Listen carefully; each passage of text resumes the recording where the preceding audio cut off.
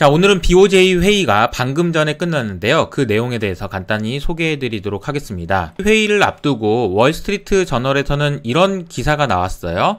진실의 순간에 마주한 BOJ. 어떤 결정을 내릴 것인가? 두둥! 진실의 순간이라고 얘기했던 배경이 있을 텐데 그 내용에 대한 설명을 드려보도록 하겠습니다. 우선 이 그림을 이해하셔야 되는데요. 보시는 것처럼 작년 한 해 동안 미국의 금리는 굉장히 많이 올랐습니다. 그런데 일본의 금리는 하나도 움직이지 않았어요.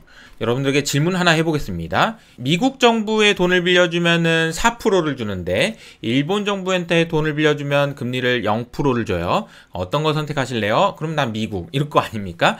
그러다 보니까 미국으로 돈이 더 들어가고 미국 달러가 더 강세가 되는 것은 너무나도 당연한 수순입니다. 미국 금리와 일본 금리의 차이만큼 그대로 엔화가 약세가 되는데요. 얼마나 똑같이 움직였는지를 보면요. 파란색 선이 N달러 환율이고요. 위로 올라갈수록 엔화가 약세고요.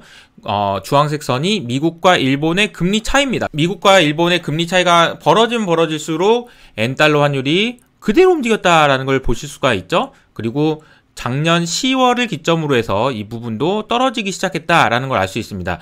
문제는 이거죠. 일본의 BOJ는 YCC라고 하는 정책을 통해서 0.25%로 금리를 막아놓겠다라는 정책을 써왔습니다. 그러다 보니까 올라가려고 그러니까 맞고 올라가려니까 맞고 했던 거죠. 금리가 올라간다는 얘기는 채권의 가격이 빠진다는 얘기인데요. 채권의 가격이 빠지면 누군가가 사고 채권의 가격이 또 빠지면 또 누군가가 사고 이런 걸 계속 반복했다라는 이야기입니다. 누가요? BOJ가요. 왜냐하면 금리가 올라가면 일본이 너무 힘드니까 말이죠. 그러다 보면은 일본 BOJ에서는 계속 채권을 사야 됩니다. 한계에 도달했다고 판단했는지 작년 12월에 0.25%의 금리 상한을 0.5%로 높이는 조치를 취했습니다. 자, 그러면은 어떻게 됐을까요? 그러면은 시장에서 그래 0.5%면 적당하지 그러고 채권을 팔지 않았을까요? 아니요, 그렇지 않았습니다. 오히려 0.5%에 도달하니까 더 올려라, 더 올려, 더 올려 라고 하면서 시장에서는 채권을 계속 팔았습니다.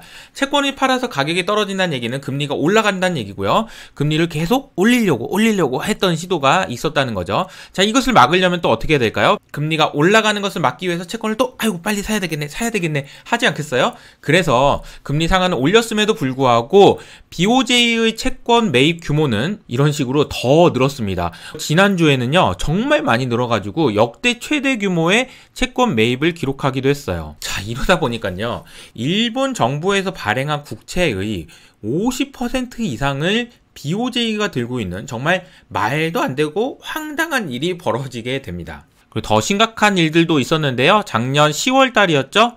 월스트리트 저널에 따르면은 일본 채권 시장에서 4일 연속으로 거래가 안 된다. 이게 말이 됩니까? 4일 연속으로 거래가 안 된다는 얘기는 뭐냐면 채권 시장 자체가 마비됐었다라고 볼 수도 있다라는 거죠. 지금 일본 정부에서 발행한 채권의 절반 이상을 BOJ가 들고 있었고 지금도 개인들이 가지고 있는 채권들이 계속 팔면서 BOJ가 야금야금 사주고 있는데 이런 식으로 가다 보면 한 30주 정도 걸리겠는데 올해 말 정도 되면은 일본 정부가 발행한 채권 모두를 BOJ가 살 수도 있겠는데 라는 이야기까지 나오고 있습니다.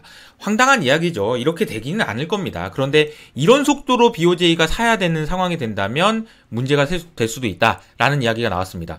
왜 BOJ가 진실의 순간에 도달해 있는지에 대한 설명이 들었습니다. 이러지도 못하고 저러지도 못하고 금리 상한을 높이자니 문제가 있고 안 높이자니 또 계속 채권을 팔 것 같고 이런 문제들이 있었다는 거죠. 자, 그래서 방금 전에 BOJ에서 통화정책 결정을 했는데요.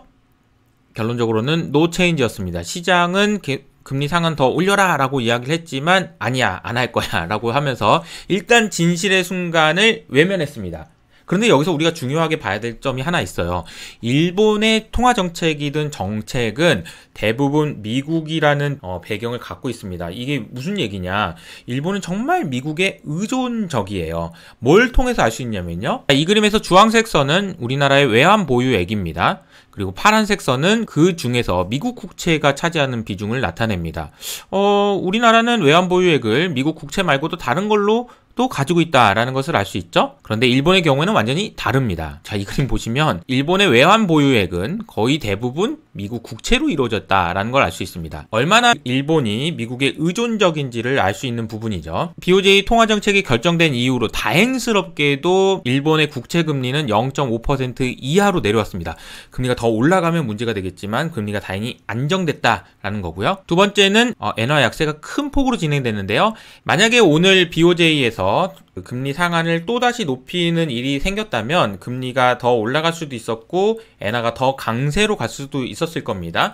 이렇게 되면은 일본에 있는 왓다나 외부인들, 즉 일본의 엔화를 가지고 해외에 나가서 투자해놨던 사람들 입장에서는 조달 금리도 올라가고 엔화도 강세가 되니까 야, 미국에 있는 주식 팔아라, 이런 식으로 될 텐데 그렇게 되지 않았다라는 측면에서는 긍정적이라고 볼 수 있을 것 같아요. 문제는 뭐냐면 시장이 이런 상황이 그대로 놔둘 거냐인데요. 당장은 아니겠지만 이번 주 금요일에 발표되는 일본 물가는 4%를 넘어설 것으로 예상됩니다. 여러 가지 면에서 BOJ가 쓰는 정책이 위태위태하고 어려운 상황이라는 것은 바뀐 것이 없고요. 이번에 금리 결정을 외면하긴 했습니다만 올해 안에 또 어떤 문제가 일어날지는 모르는 일이다라고 정리하고 넘어가겠습니다. 결론을 정리하면요. 진실의 순간이었지만 이를 외면한 BOJ였고요. 시장에 미칠 영향은 일단 생각보다는 다행이다. 제한적이다. 엔화가 강세가 아니고 약세로 돌아섰고 일본 금리도 하락했기 때문입니다. 하지만 아직 끝나지 않은 게임이라는 것은 이번 주 금요일에 발표되는 일본 소비자 물가가 또 높게 나온다면 문제가 될 수도 있고 여러 가지로 문제가 된다. 저는 다음에 또 다른 소식으로 인사드리겠습니다. 감사합니다.